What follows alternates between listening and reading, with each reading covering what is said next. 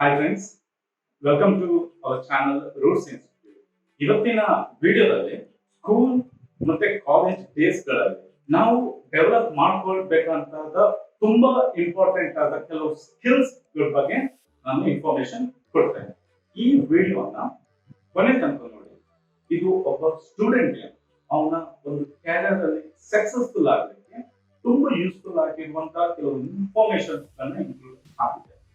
ಮೊದಲು ಹೇಳ್ತಾ ಇದ್ರು ನಿಮಗೆ ಒಂದು ಸ್ಕಿಲ್ ಗೊತ್ತಿದ್ರೆ ಅದೇ ಸ್ಕಿಲ್ ನಲ್ಲಿ ಪ್ರೊಫೆಷನ್ ಆಗಿ ಅದೇ ಸ್ಕಿಲ್ ಅಲ್ಲಿ ನಿಮ್ಮ ಒಂದು ಕ್ಯಾರಿಯರ್ ಗ್ರೋ ಆಗುತ್ತೆ ಅಂತ. ಬಟ್ ಇವಾಗ ಯಾವ ರೀತಿ ಆಗಿದೆ ಅಂದ್ರೆ ನೀವು ಯಾವುದೇ ಒಂದು ಸ್ಕಿಲ್ ಅಲ್ಲಿ ಮಾಸ್ಟರ್ ಇರ್ಬೋದು, ಬಟ್ ಅದರ ಜೊತೆ ಕೆಲವೊಂದೆಲ್ಲ ಯೂಸ್ಫುಲ್ ಆದ ಸ್ಕಿಲ್ ಗಳನ್ನ ಡೆವಲಪ್ ಮಾಡ್ಕೊಳ್ಳುವಂಥದ್ದು ತುಂಬಾ ಇಂಪಾರ್ಟೆಂಟ್ ಆಗಿದೆ. ಇವಾಗ ನೀವು ಸಪೋಸ್ ಯಾವುದೇ ಒಂದು ಕಂಪನಿಯಲ್ಲಿ ಜಾಬ್ ಮಾಡ್ತೀರಾ, ಸಪೋಸ್ ನೀವೊಂದು ಜಾಬ್ ಅಲ್ಲಿ ನಿಮ್ಮ ಕ್ಯಾರಿಯರ್ ಬಿಲ್ಡ್ ಮಾಡ್ತೀರಾ ಅನ್ಕೊಳ್ಳಿ. ಯಾವುದೇ ಒಂದು ಕಂಪನಿ ಇನಿಷಿಯಲಿ ನಿಮ್ಮ ಒಂದು ಅಕಾಡೆಮಿಕ್ ಪರ್ಫಾರ್ಮೆನ್ಸ್ ಬೇಸಿಸ್ ಅಲ್ಲಿ ಹೈರ್ ಮಾಡಬಹುದು. ಅದೇ ನೀವು ಆ ಕಂಪನಿಯಲ್ಲಿ ಗ್ರೋ ಆಗ್ಬೇಕು ಅಂತಿದ್ರೆ ಬರೀ ನಿಮ್ಮ ಒಂದು ಅಕಾಡೆಮಿಕ್ ಪರ್ಸೆಂಟೇಜ್ ಯೂಸ್ ಆಗಲ್ಲ. ಆಫ್ಟರ್ 1, 2 or 3 years ಅಲ್ಲಿ ನೀವು ಅದೇ ಕಂಪನಿಯಲ್ಲಿ ಹೈಯರ್ ಲೆವೆಲ್ಗೆ ಮೂವ್ ಆಗ್ತಾ ಹೋಗ್ಬೇಕಾಗುತ್ತೆ. ಸೊ ಇಲ್ಲಿ ನಿಮ್ಗೆ ಅಕಾಡೆಮಿಕ್ ಪರ್ಫಾರ್ಮೆನ್ಸ್ ಜೊತೆ ಬೇರೆ ಒಂದೆಲ್ಲ ಸ್ಕಿಲ್ಸ್ಗಳು ತುಂಬಾ ಯೂಸ್ಫುಲ್ ಆಗ್ತದೆ. ಸೆಲ್ಫ್ ಎಂಪ್ಲಾಯ್ ಆಗ್ತೀರಾ, ಇಲ್ಲ ಒಂದು ಬಿಸ್ನೆಸ್ ಸ್ಟಾರ್ಟ್ ಮಾಡ್ಬೇಕು ಅಂತ ಆದ್ರೂ ಸಹ ಈ ಸ್ಕಿಲ್ಸ್ಗಳು ತುಂಬಾ ಇಂಪಾರ್ಟೆಂಟ್ ಆಗಿದೆ. ಸೊ ಸ್ಟೂಡೆಂಟ್ಸ್ಗಳು ನಾರ್ಮಲ್ ಆಗಿ ಏನ್ ಮಾಡ್ತಾರೆ, ಜಸ್ಟ್ ಒಂದು ಮಾರ್ಕ್ಸ್, ಎಕ್ಸಾಮ್, ಟೆಸ್ಟ್ ಇದ್ರ ಮೇಲೆ ಫೋಕಸ್ ಮಾಡ್ತಾರೆ. 2 years, 5 years ಜಸ್ಟ್ ಇದ್ರ ಮೇಲೆ ಫೋಕಸ್ ಮಾಡ್ತಾರೆ. ಆ ಟೈಮ್ ಅಲ್ಲಿ ಯಾವುದೇ ಒಂದು ಬೇರೆ ಎಕ್ಸ್ಟ್ರಾ ಸ್ಕಿಲ್ಸ್ ಗಳನ್ನ ಡೆವಲಪ್ ಮಾಡಲ್ಲ. ಇದರಿಂದ ಏನಾಗುತ್ತೆ, ಫೈನಲ್ ಇಯರ್ ಅಲ್ಲಿ ಅವರೊಂದು ಇಂಟರ್ವ್ಯೂ ಫೇಸ್ ಮಾಡುವಾಗ, ಇಲ್ಲದಿದ್ರೆ ಯಾವುದೇ ಒಂದು ಕಂಪನಿ ಬಿಸ್ನೆಸ್ ಸ್ಟಾರ್ಟ್ ಮಾಡುವಾಗ ಅವ್ರಿಗೆ ತುಂಬಾ ಒಂದು ಈ ಸ್ಕಿಲ್ಸ್ ಗಳನ್ನ ಒಂದು ಕೊರತೆ ಬರುತ್ತೆ. ಇದರಿಂದ ಅವರ ಒಂದು ಕ್ಯಾರಿಯರ್ ಗ್ರೋತ್ ಫಾಸ್ಟ್ ಆಗಿ ಆಗಲ್ಲ. ಫಸ್ಟ್ ವೆರಿ ಯೂಸ್ಫುಲ್ ಸ್ಕಿಲ್ ಬಂದ್ಬಿಟ್ಟು communication skill. So communication skill ಅಂದ್ರೆ ತುಂಬಾ ಜನ ಅನ್ಕೊಳ್ತಾರೆ ಇಂಗ್ಲಿಷ್ ಕಮ್ಯುನಿಕೇಶನ್ ಅನ್ನುವಂಥದ್ದು. ಸೊ ಇದು ಕಂಪ್ಲೀಟ್ಲಿ ರಾಂಗ್. ಕಮ್ಯುನಿಕೇಶನ್ ಅಂದ್ರೆ ವರ್ಬಲ್ ಇರ್ಬೋದು, ಬಾಡಿ ಲ್ಯಾಂಗ್ವೇಜ್ ಇರ್ಬೋದು, ಆಡಿಯೋ ಇರ್ಬೋದು, ಇದೆಲ್ಲ ಕಮ್ಯುನಿಕೇಶನ್ ಅಲ್ಲಿ ಬರುವಂತದ್ದು. ಸೊ ಕಮ್ಯುನಿಕೇಶನ್ ಇಂಗ್ಲಿಷ್ ಕಮ್ಯುನಿಕೇಶನ್ ಅಲ್ಲ. ಕಮ್ಯುನಿಕೇಶನ್ ಅನ್ನುವಂಥದ್ದು ಒಂದು ಆರ್ಟ್, ವೆರಾಸ್ ಇಂಗ್ಲಿಷ್ ಕಮ್ಯುನಿಕೇಶನ್ ಅನ್ನುವಂಥದ್ದು ಒಂದು ಲ್ಯಾಂಗ್ವೇಜ್. ಯಾವ ರೀತಿ ಬೇರೆ ಲ್ಯಾಂಗ್ವೇಜಸ್ ಗಳಿದೆ, ಇದೊಂದು ಲ್ಯಾಂಗ್ವೇಜ್. ಸೊ ಕಮ್ಯುನಿಕೇಶನ್ ಅಂತ ಬಂದಾಗ ವಾಯ್ಸ್ ಮಾಡ್ಯುಲೇಷನ್ ಇರುತ್ತೆ, ನಿಮ್ಮ ಒಂದು ಫಿಸಿಕಲ್ ಗೆಸ್ಚರ್ ಇರ್ಬೋದು, ನಿಮ್ಮ ಒಂದು ಐ ಕಾಂಟ್ಯಾಕ್ಟ್, ಬಾಡಿ ಲ್ಯಾಂಗ್ವೇಜ್, ಇದೆಲ್ಲ ಇನ್ಕ್ಲೂಡ್ ಆಗಿರುತ್ತೆ. ಸೊ ಹೇಳಿದ್ದಾರೆ ಕಮ್ಯುನಿಕೇಶನ್ ಅಂತ ಬಂದಾಗ ಬರೀ 7% ಅಷ್ಟೇ ಒಂದು ಲ್ಯಾಂಗ್ವೇಜ್ ಆಗಿರುತ್ತೆ. ಉಳಿದದ್ದು ಫ್ರಂಟ್ ಪರ್ಸನ್ಗೆ ಇಂಪ್ಯಾಕ್ಟ್ ಆಗುವಂತದ್ದು ನಿಮ್ಮ ಒಂದು ಓವರ್ ಆಲ್ ಅಪಿಯರೆನ್ಸ್, ನಿಮ್ಮ ಒಂದು ಓವರ್ ಆಲ್ ವಾಯ್ಸ್ ಮಾಡ್ಯುಲೇಷನ್, ನಿಮ್ಮ ಒಂದು ಪರ್ಸನಾಲಿಟಿ. ಸೊ ಕಮ್ಯುನಿಕೇಶನ್ ಸ್ಕಿಲ್ ಅಂದ್ರೆ ಓವರ್ ಆಲ್ ನಿಮ್ಮ ಪರ್ಸನಾಲಿಟಿ. ನೀವು ಏನಾದ್ರೂ ಫ್ರೆಂಡ್ ಪರ್ಸನ್ ಜೊತೆ ಕಮ್ಯುನಿಕೇಟ್ ಮಾಡುವಾಗ ಆ ಪರ್ಸನ್ ನೀವು ಏನ್ ಹೇಳ್ತಾ ಇದ್ದೀರಾ ಅದರಿಂದ ಎಷ್ಟು ಇನ್ಫ್ಲುಯೆನ್ಸ್ ಆಗ್ತಾರೆ, ಎಷ್ಟು ಅದು ಆ ಪರ್ಸನ್ಗೆ ಎಫೆಕ್ಟ್ ಆಗುತ್ತೆ, ಇದು ಕಂಪ್ಲೀಟ್ ಕಮ್ಯುನಿಕೇಶನ್ ಸ್ಕಿಲ್ ಆಗಿರುತ್ತೆ.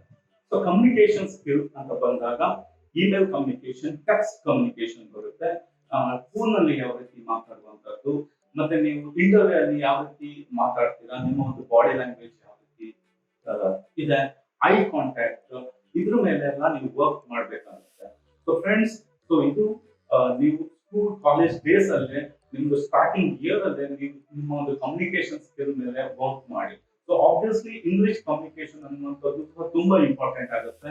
ಯಾಕಂದ್ರೆ ನೀವು ಕಂಪನೀಸ್ ಅಲ್ಲಿ, ಇವನ್ ಬಿಸ್ನೆಸ್ ಅಲ್ಲಿ ನೀವು ಕ್ಲೈಂಟ್ ಜೊತೆ ಕಮ್ಯುನಿಕೇಟ್ ಮಾಡುವಾಗ, ನಿಮ್ಮ ಕೊಲೀಗ್ಸ್ ಜೊತೆ ಕಮ್ಯುನಿಕೇಟ್ ಮಾಡುವಾಗ, ಇವಾಗ ಇಂಡಿಯಾದಲ್ಲಿ ಒಂದು ಕಾಮನ್ ಲ್ಯಾಂಗ್ವೇಜ್ ಬಂದ್ಬಿಟ್ಟು ಇಂಗ್ಲಿಷ್ ಕಮ್ಯುನಿಕೇಶನ್ ಆಗಿರೋದ್ರಿಂದ ನೀವು ಅದ್ರ ಮೇಲೂ ವರ್ಕ್ ಮಾಡಬೇಕು.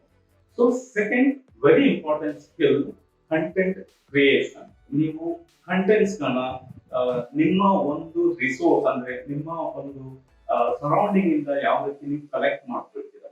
ಸೊ ಫ್ರೆಂಡ್ಸ್, ನಿಮ್ಗೆ ಎಲ್ಲಾ ಸೆಕ್ಟರ್ ಅಲ್ಲಿ ನಿಮ್ಮೊಂದು ಮಿನಿಮಮ್ ನಾಲೆಜ್ ಇರಬೇಕು. ಸೊ ಪ್ರತಿ ಸೆಕ್ಟರ್, ಎಕ್ಸಾಂಪಲ್ಗೆ electronics, marketing, product sales, education, politics, sports, ಈ ರೀತಿ ಎಲ್ಲ ಸೆಕ್ಟರ್ ನಿಮ್ಗೆ ನಾಲೆಜ್ ನೀವು ಗೇನ್ ಮಾಡ್ತಾ ಇರಬೇಕು. ಸೊ ಕಂಟೆಂಟ್ ಕ್ರಿಯೇಷನ್ಸ್ ನೀವು ಎಲ್ಲೆಲ್ಲಿ ಮಾಡ್ಬೋದು ಅಂತ. ಸೊ ಯೂಟ್ಯೂಬ್ ಯೂಟ್ಯೂಬ್ಗೆ ನೀವು ಕಂಟೆಂಟ್ ಕ್ರಿಯೇಷನ್ ಮಾಡ್ಬೋದು, ವೆಬ್ಸೈಟ್ಗೆ ಆರ್ಟಿಕಲ್ ಬರೆಯುವಂಥದ್ದು, ಬ್ಲಾಗ್ಸ್ ಬರೆಯುವಂಥದ್ದು, ವಿಡಿಯೋಸ್ಗಳನ್ನ ಕ್ರಿಯೇಟ್ ಮಾಡುವಂಥದ್ದು. ಸೊ ನೀವು ಎಲ್ಲ ಏರಿಯಾದಲ್ಲಿ ನಿಮ್ಮ ಒಂದು ಇಂಟ್ರೆಸ್ಟ್ ನ ಇಟ್ಕೋಬೇಕು, ನಾಲೆಜ್ ನ ಗೇನ್ ಮಾಡ್ತಾ ಬರಬೇಕು. ಸೊ ಇವಾಗ IT ಯುಗದಲ್ಲಿ ನಿಮಗೆ ನಾಲೆಜ್ ಗೇನ್ ಮಾಡಲಿಕ್ಕೆ ತುಂಬಾ ರಿಸೋರ್ಸಸ್ ಗಳಿದೆ. ಸೊ ನೋಡಿ, ನೀವು ಫೇಸ್ಬುಕ್, ಇನ್ಸ್ಟಾಗ್ರಾಮ್ ಅಲ್ಲಿ ಬರೀ ಎಂಟರ್ಟೈನ್ಮೆಂಟ್ ಪರ್ಪಸ್ಗೆ ನೀವು ಆಕ್ಟಿವ್ ಆಗಿರ್ಬೋದು. ಅಲ್ಲಿಂದ ಯೂಸ್ಫುಲ್ ಕಂಟೆಂಟ್ಸ್ ಯಾವ ರೀತಿ ಕಲೆಕ್ಟ್ ಮಾಡುವಂತದ್ದು, ಇದ್ರ ಮೇಲೆ ನೀವು ಆ ಒಂದು ವಿಡಿಯೋನ ಪ್ರೊಡಕ್ಟಿವ್ ಆಗಿ ಯೂಸ್ ಮಾಡಬೇಕು. ಇಂಟರ್ನೆಟ್ ಅಲ್ಲಿ ಆಕ್ಟಿವ್ ಆಗಿ ಇರಿ, ಬಟ್ ಅಪಾರ್ಟ್ ಫ್ರಮ್ ಎಂಟರ್ಟೈನ್ಮೆಂಟ್ ನೀವು ಬೇರೆ ಬೇರೆ ಕಂಟೆಂಟ್ಸ್ ನೀವು ಕಲೆಕ್ಟ್ ಮಾಡ್ತಾ ಇರ್ಬೇಕಾಗುತ್ತೆ. ಸೊ ಸೊಸೈಟಿಯಲ್ಲಿ ಏನೆಲ್ಲ ಆಗ್ತಾ ಇದೆ ಇದ್ರ ಬಗ್ಗೆ ಒಂದು ನಿಮಗೆ ನಾಲೆಜ್ ಇರ್ಬೇಕಾಗುತ್ತೆ. ನಿಮ್ಗೆ ಬ್ರಾಡ್ ಏರಿಯಾಸ್ ಗಳಲ್ಲಿ ನೀವು ನಿಮ್ಮ ಒಂದು ನಾಲೆಜ್ ಇದೆ ಅಂತ ಆದ್ರೆ ನಿಮ್ಗೆ ಡೆಫಿನೆಟ್ ಆಗಿ ಫ್ಯೂಚರ್ ಅಲ್ಲಿ ಕ್ಯಾರಿಯರ್ ತುಂಬಾ ಒಂದು ಯೂಸ್ ಆಗುತ್ತೆ.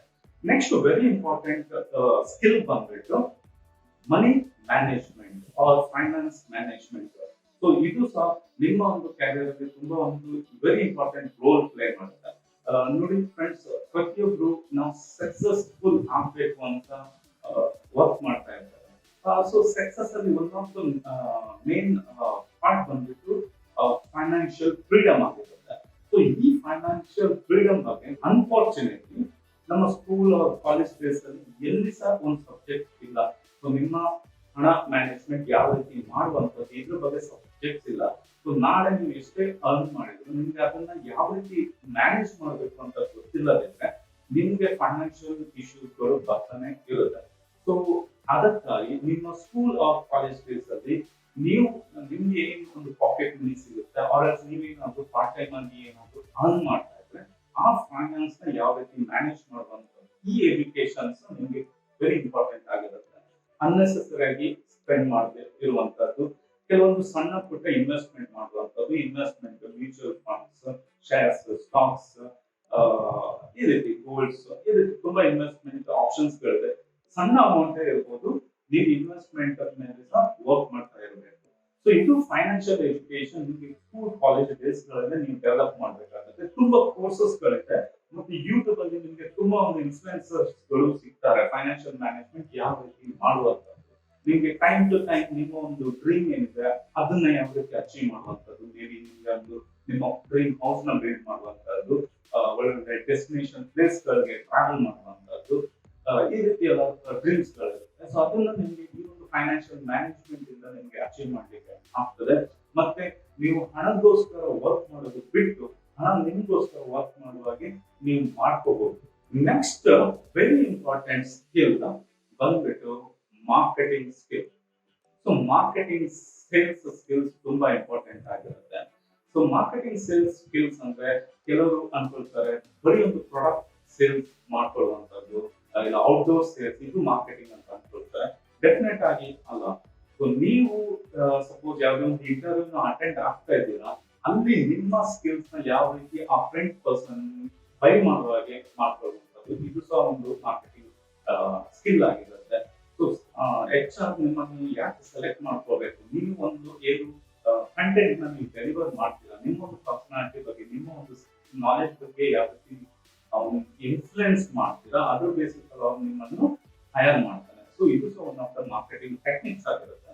So friends, school college days ಗಳಲ್ಲಿ ನೀವು ಮಾರ್ಕೆಟಿಂಗ್ ಸ್ಕಿಲ್ಸ್ ಅನ್ನ ಡೆವಲಪ್ ಮಾಡ್ಕೊಳ್ಬೇಕು. ಮಾರ್ಕೆಟಿಂಗ್ ಸ್ಕಿಲ್ಸ್ ನ ಡೆವಲಪ್ ಮಾಡ್ಕೊಳ್ಳಿಕ್ಕೆ ಇವಾಗ ನಿಮಗೆ ತುಂಬಾ ಆಪ್ಷನ್ಸ್ ಗಳಿದೆ. ನೀವು ನೆಟ್ವರ್ಕ್ ಮಾರ್ಕೆಟಿಂಗ್ ಮಾಡ್ಬೋದು, ಅಫಿಲಿಯೇಟ್ ಮಾರ್ಕೆಟಿಂಗ್ ಮಾಡ್ಬೋದು, ಯೂಟ್ಯೂಬರ್ ಆಗ್ಬೋದು, ಆರ್ಎಲ್ಸ್ ಡಿಜಿಟಲ್ ಮಾರ್ಕೆಟಿಂಗ್ ಕಲಿಬಹುದು, ವೆಬ್ ಡೆವಲಪರ್ ಆಗ್ಬೋದು. ಸೊ ವೆಬ್ ಡೆವಲಪ್ಮೆಂಟ್ ಮಾಡ್ಕೊಂಡು ನಿಮ್ಮ ಒಂದು ಕಾಂಟ್ಯಾಕ್ಟ್ ಲಿಸ್ಟ್ ಅಲ್ಲಿ ನಿಮ್ಮ ನೇಬರ್ಸ್, ಫ್ರೆಂಡ್ಸ್, ರಿಲೇಟಿವ್ಸ್ ಅಲ್ಲಿ ನೀವು ಕೆಲವರು ವೆಬ್ಸೈಟ್ ಗಳನ್ನ ಬಿಲ್ಡ್ ಮಾಡಿ ಕೊಡ್ಬೋದು, ಆಪ್ ನ ಬಿಲ್ಡ್ ಮಾಡಿ ಕೊಡ್ಬೋದು. ಸೊ ಈ ರೀತಿ ತುಂಬಾ ಸೆಕ್ಟರ್ಸ್ ಇದೆ. ಸೊ ಇದು ಪ್ರತಿ ಒಂದರಲ್ಲೂ ನಿಮ್ಮ ಒಂದು ಮಾರ್ಕೆಟಿಂಗ್ ಸ್ಕಿಲ್ಸ್ ಇಂಪ್ರೂವೈಸ್ ಆಗ್ತದೆ. So next very important skills ನೀವು ಏನ್ ಮಾಡ್ಬೋದು ಅಂದ್ರೆ video editing, image editing and digital marketing ನ ನೀವು ಕಲಿಬಹುದು. So friends, video editing, image editing, digital marketing ಇದು ಯಾಕೆ ನಮಗೆ ಬೇಕು ಅಂತ ನಿಮಗೆ ಅನ್ಸ್ಬೋದು. ನೀವು ಸಪೋಸ್ ಜಾಬ್ ಪರ್ಸ್ಪೆಕ್ಟಿವ್ ಅಲ್ಲಿ ನೋಡಿದಾಗ ನಿಮಗೆ ಪ್ರೆಸೆಂಟೇಷನ್ ಗಳನ್ನ ಕ್ರಿಯೇಟ್ ಮಾಡ್ಲಿಕ್ಕೆ ಸಿಗ್ಬೋದು. ಅವಾಗ ನಿಮಗೆ ಒಳ್ಳೆ ಒಂದು ಡಿಸೈನ್ ಗಳನ್ನ ಮಾಡ್ಲಿಕ್ಕೆ ಗೊತ್ತಿದ್ರೆ ಆ ಸ್ಲೈಡ್ಸ್ ಗಳನ್ನ ನಿಮಗೆ ನಿಮ್ಮ PPT ಅಲ್ಲಿ ಇನ್ಸರ್ಟ್ ಮಾಡ್ಕೋಬಹುದು. ವಿಡಿಯೋ ಎಡಿಟಿಂಗ್ ತುಂಬಾ ಇಂಪಾರ್ಟೆಂಟ್ ಆಗ್ತದೆ.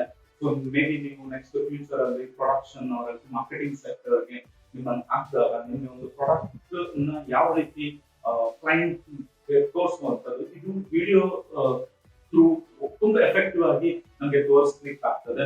ಅದೇ ನಿಮಗೆ ಬಿಸ್ನೆಸ್ಗೆ ಅಂತ ಬಂದಾಗ ನಿಮಗೆ ಇದು ಮಾರ್ಕೆಟಿಂಗ್ ಅಲ್ಲಿ ತುಂಬಾ ಯೂಸ್ ಆಗ್ತದೆ. ನಿಮ್ಮ ಓನ್ ವಿಸಿಟಿಂಗ್ ಕಾರ್ಡ್ ನ ನೀವು ಡಿಸೈನ್ ಮಾಡಬಹುದು, ಬ್ರೌಚರ್ ಗಳನ್ನ ಡಿಸೈನ್ ಮಾಡಬಹುದು, ನೀವು ಒಂದು ನಿಮ್ಮ ವೆಬ್ಸೈಟ್ ಗಳನ್ನ ಡಿಸೈನ್ ಮಾಡಬಹುದು, ಅಲ್ಲಿ ನಿಮಗೆ ಈ ವಿಡಿಯೋ ಇಮೇಜಸ್ ಗಳನ್ನೆಲ್ಲ ಹಾಕಬಹುದು. ನೆಕ್ಸ್ಟ್ ತುಂಬಾ ಯೂಸ್ ಏನಿದೆ ಅಂದ್ರೆ ವಿಡಿಯೋ ಎಡಿಟಿಂಗ್, ಗ್ರಾಫಿಕ್ ಡಿಸೈನಿಂಗ್ ಅಲ್ಲಿ ನೀವು ಒಂದು ಕ್ಯಾನ್ವಸ್ ಬಿಲ್ಡ್ ಮಾಡಲಿಕ್ಕಾಗುತ್ತೆ. ಇದಕ್ಕೆ ಯಾವುದೇ ಒಂದು ಕ್ವಾಲಿಫಿಕೇಶನ್ ಬೇಕಾಗಿಲ್ಲ. ನೀವು ಒಬ್ಬ ಸ್ಟೂಡೆಂಟ್ ಆಗಿದ್ರು ನಿಮಗೆ ನಿಮ್ಮ ಒಂದು ಅಕಾಡೆಮಿಕ್ ಇಯರ್ ಅಲ್ಲಿ ಒಂದು ಪಾರ್ಟ್ ಟೈಮ್ ಆಗಿ ಇದರಲ್ಲಿ ವರ್ಕ್ ಮಾಡಲಿಕ್ಕೆ ಅಪರ್ಚುನಿಟೀಸ್ ಇದೆ. ತುಂಬಾ ಫ್ರೀಲಾನ್ಸಿಂಗ್ ವರ್ಕ್ಸ್ ಗಳು ಸಿಗ್ತದೆ ಇಂಟರ್ನೆಟ್ ಅಲ್ಲಿ. ಅಲ್ಲಿ ಹೋಗ್ಬಿಟ್ಟು ಅಪ್ಲೈ ಮಾಡ್ಕೊಂಡು ನಿಮಗೆ ಇದರಲ್ಲಿ ಒಂದು ಎಕ್ಸ್ಟ್ರಾ ಅರ್ನಿಂಗ್ಸ್ ಮಾಡ್ಕೋಬಹುದು. So social media marketing, digital marketing ಸಹ ನೀವು ಕಲಿಬಹುದು. ಅಂದ್ರೆ ಒಬ್ಬ ಬಿಸ್ನೆಸ್ ಮ್ಯಾನ್ ಇರ್ತಾನೆ, ಅವನೊಂದು ವೆಬ್ಸೈಟ್ ನ ನೀವು ಲಿಸ್ಟಿಂಗ್ ಮಾಡಿ ಕೊಡ್ಬೋದು. ಇದಕ್ಕೆ ಇಷ್ಟು ಅಂತ 1000-2000 ನೀವು ಚಾರ್ಜ್ ಮಾಡಬಹುದು. ಗೂಗಲ್ ಅಲ್ಲಿ ಲಿಸ್ಟಿಂಗ್ ಮಾಡುವಂತದ್ದು, SEO ಮಾಡುವಂತದ್ದು, ಫೇಸ್ಬುಕ್, ಇನ್ಸ್ಟಾಗ್ರಾಮ್, ಯೂಟ್ಯೂಬ್ ಈ ರೀತಿ ಸೋಷಿಯಲ್ ಮೀಡಿಯಾದಲ್ಲಿ ಒಂದು ಕ್ಯಾಂಪೇನಿಂಗ್ ಮಾಡುವುದು. ಇದಕ್ಕೆ ಇಷ್ಟು ಅಂತ ನೀವು ಸರ್ವಿಸ್ ಚಾರ್ಜಸ್ ಗಳನ್ನ ತಗೋಬಹುದು. ನೆಕ್ಸ್ಟ್ ಈ ಒಂದು ಡಿಜಿಟಲ್ ಮಾರ್ಕೆಟಿಂಗ್ ಏನಿದೆ ನಿಮ್ಮ ಒಂದು ಕ್ಯಾರಿಯರ್ ಅಲ್ಲಿ ತುಂಬಾ ಯೂಸ್ಫುಲ್ ಆಗ್ತದೆ. ನಿಮ್ಮ ಒಂದು ಓನ್ ಬಿಸ್ನೆಸ್ ನೀವು ಸ್ಟಾರ್ಟ್ ಮಾಡೋದಾದ್ರೆ ಅಲ್ಲಿ ಡಿಜಿಟಲ್ ಮಾರ್ಕೆಟಿಂಗ್ ಬೇಕೇ ಬೇಕು ಆಗ್ತದೆ. ಅದೇ ರೀತಿ ನೀವು ಒಂದು ಜಾಬ್ ಅಲ್ಲಿ ಇದ್ದೀರಾ ಅನ್ಕೊಳ್ಳಿ, ನೀವು ಕೆಲವು ಇನ್ಪುಟ್ಸ್ ಗಳನ್ನ ನಿಮ್ಮ ಒಂದು ಕಂಪನಿಗೆ, ಆರ್ಗನೈಸೇಷನ್ ಗಳಿಗೆ ಕೊಡಬಹುದು. ನೆಕ್ಸ್ಟ್ ಫೈನಲ್ ಆಗಿ ವೆರಿ ಇಂಪಾರ್ಟೆಂಟ್ ಸ್ಕಿಲ್, ಇದು ಸಹ ನಮ್ಮ ಸ್ಕೂಲ್ ಕಾಲೇಜ್ ಗಳಲ್ಲಿ ಯಾವುದೇ ಒಂದು ನಮಗೆ ಇದರ ಮೇಲೆ ಟ್ರೈನಿಂಗ್ ಸಿಗಲ್ಲ. ಅದು ಬಂದ್ಬಿಟ್ಟು ಟೈಮ್ ಮ್ಯಾನೇಜ್ಮೆಂಟ್. ಒಂದು IT ಯುಗದಲ್ಲಿ ಎಲ್ಲರೂ ತುಂಬಾ ಫಾಸ್ಟ್ ಆಗಿ ಆಗ್ಬೇಕು, ಎಲ್ಲರೂ ತುಂಬಾ ಫಾಸ್ಟ್ ಆಗಿ ನಮಗೆ ಸಿಗ್ಬೇಕು, ಈ ರೀತಿ ಇರುತ್ತೆ. ನಿಮ್ಮ ಒಬ್ಬ ಕ್ಲೈಂಟ್ ಇರ್ಬೋದು, ನಿಮ್ಮ ಒಂದು ಕಂಪನಿ ಆಗಲಿ, ನಿಮ್ಮ ಒಬ್ಬ ಬಾಸ್ ಇರ್ಬೋದು, ಅವ್ರಿಗೆ ಎಲ್ಲ ಒಂದು ಪ್ರೊಡಕ್ಷನ್ ಏನಿದೆ ತುಂಬಾ ಫಾಸ್ಟ್ ಆಗಿ ಸಿಗ್ಬೇಕು. ಸೊ ಆದ್ರಿಂದ ನಮ್ಮ ಒಂದು ಪ್ರೊಫೆಷನ್ ಲೈಫ್ ಅಲ್ಲಿ ನಾವು ಟೈಮ್ ಮ್ಯಾನೇಜ್ಮೆಂಟ್ ಮಾಡೋದು ಕಲಿಬೇಕಾಗತ್ತೆ. ಸೊ ಟೈಮ್ ಮ್ಯಾನೇಜ್ಮೆಂಟ್ ಮಾಡಿದ್ರೆ ಲೈಕ್ ನಾವು ಎಂಟರ್ಟೈನ್ಮೆಂಟ್ ಎಷ್ಟು ಟೈಮ್ ಫಿಕ್ಸ್ ಮಾಡುವಂಥದ್ದು, ಸ್ಕಿಲ್ ಡೆವಲಪ್ಮೆಂಟ್ ಎಷ್ಟು ಟೈಮ್ ಫಿಕ್ಸ್ ಮಾಡೋದು, ಪಾರ್ಟ್ ಟೈಮ್ ಆಗಿ ಅವರ ಫ್ರೀ ಟೈಮ್ ಆಗಿ ವರ್ಕ್ ಮಾಡ್ತಾ ಇದ್ರೆ ಅದನ್ನ ಯಾವ ರೀತಿ ಮ್ಯಾನೇಜ್ ಮಾಡಬಹುದು, ಅದ್ರ ಜೊತೆ ನಮ್ಮ ಒಂದು ಪರ್ಸನಲ್ ಲೈಫ್ ತುಂಬಾ ಇಂಪಾರ್ಟೆಂಟ್ ಆಗಿರುತ್ತೆ. ಸೊ ಅದನ್ನ ಯಾವ ರೀತಿ ಮ್ಯಾನೇಜ್ಮೆಂಟ್ ಮಾಡುವಂಥದ್ದು. ಸೊ ಇದನ್ನ ನಾವು ಟೈಮ್ ಮ್ಯಾನೇಜ್ಮೆಂಟ್ ಅಲ್ಲಿ ಕಲಿಬಹುದು. ವರ್ಕ್ ಮಾಡ್ತಾ ಇರುವಾಗ, ಯಾವುದೋ ಒಂದು ಟಾಸ್ಕ್ ಮಾಡ್ತಾ ಇರುವಾಗ ಅದಕ್ಕೆ ನಾವು ಒಂದು 100% ಆದ ಡೆಡಿಕೇಶನ್, ಫೋಕಸ್ ಕೊಡಬೇಕಾಗುತ್ತೆ. ಸೊ ಅದರ ನಡುವೆಯಲ್ಲಿ ನಾವು ಬೇಗ ವರ್ಕ್ ಮಾಡಬಾರ್ದು. ಸೊ ಇದು ಟೈಮ್ ಮ್ಯಾನೇಜ್ಮೆಂಟ್ ನಮಗೆ ಹೇಳಿಕೊಡುತ್ತೆ. ಸೊ ಟೈಮ್ ಮ್ಯಾನೇಜ್ಮೆಂಟ್ ಯಾರಿಗೆ ಚೆನ್ನಾಗಿ ಗೊತ್ತಿರ್ತಾರೆ ಅವನು ಒಬ್ಬ ಒಳ್ಳೆ ಹೆಲ್ತಿ ಅಂಡ್ ವೆಲ್ತಿ ಲೈಫ್ ನ ಅವನು ಲೀಡ್ ಮಾಡ್ತಾನೆ. ಈ 6 ಇಂಪಾರ್ಟೆಂಟ್ ಸ್ಕಿಲ್ಸ್ ನ ಇನ್ನೊಮ್ಮೆ ಬ್ರೀಫ್ ಮಾಡ್ತಾನೆ. So first communication skills, second content creation, third marketing, fourth financial management, fifth image video digital marketing, sixth time management. ಇದು ನಮ್ಮ ಸ್ಕೂಲ್ ಕಾಲೇಜ್ ಡೇಸ್ ಅಲ್ಲಿ ನಾವು ಗ್ರಾಜುಯೇಷನ್ ಟೈಮ್ ಅಲ್ಲಿ ಇದರ ಮೇಲೆ ಫೋಕಸ್ ಮಾಡಿದ್ರೆ ಡೆಫಿನೆಟ್ ಆಗಿ ನೀವು ಯಾವುದೇ ಒಂದು ಇಂಟರ್ವ್ಯೂ ಈಸಿಯಾಗಿ ನೀವು ಕ್ರ್ಯಾಕ್ ಮಾಡ್ಬೋದು. ಯಾವುದೇ ಒಂದು ಆರ್ಗನೈಸೇಷನ್ ಅಲ್ಲಿ ಫಾಸ್ಟ್ ಆಗಿ ನೀವು ಲೆವೆಲ್ಸ್ ಗಳನ್ನ ಸ್ಕಿಪ್ ಮಾಡ್ತಾ ಹೋಗ್ಬೋದು. ಯಾವುದೇ ಒಂದು ಬಿಸ್ನೆಸ್ ಅಲ್ಲಿ ನೀವು ಸಕ್ಸಸ್ಫುಲ್ ಆಗ್ಬೋದು. ಸೊ ಫ್ರೆಂಡ್ಸ್, ನಿಮಗೆ ಈ ವಿಡಿಯೋ ಯೂಸ್ಫುಲ್ ಅನಿಸಿದ್ರೆ ಲೈಕ್ ಮಾಡಿ, ಸಬ್ಸ್ಕ್ರೈಬ್ ಮಾಡದಿದ್ರೆ ಸಬ್ಸ್ಕ್ರೈಬ್ ಮಾಡಿ. ಎಜುಕೇಶನ್, ಕ್ಯಾರಿಯರ್ ಓರಿಯೆಂಟೆಡ್ ವಿಡಿಯೋಸ್ ಗಳನ್ನ ನಾವು ಅಪ್ಲೋಡ್ ಮಾಡ್ತಾನೆ ಇರ್ತೇವೆ. ಸೊ ಇದನ್ನ ನಿಮ್ಮ ಫ್ರೆಂಡ್ಸ್ ಫ್ಯಾಮಿಲಿ ಜೊತೆ ಶೇರ್ ಮಾಡ್ತಾ ಇದ್ದೀವಿ.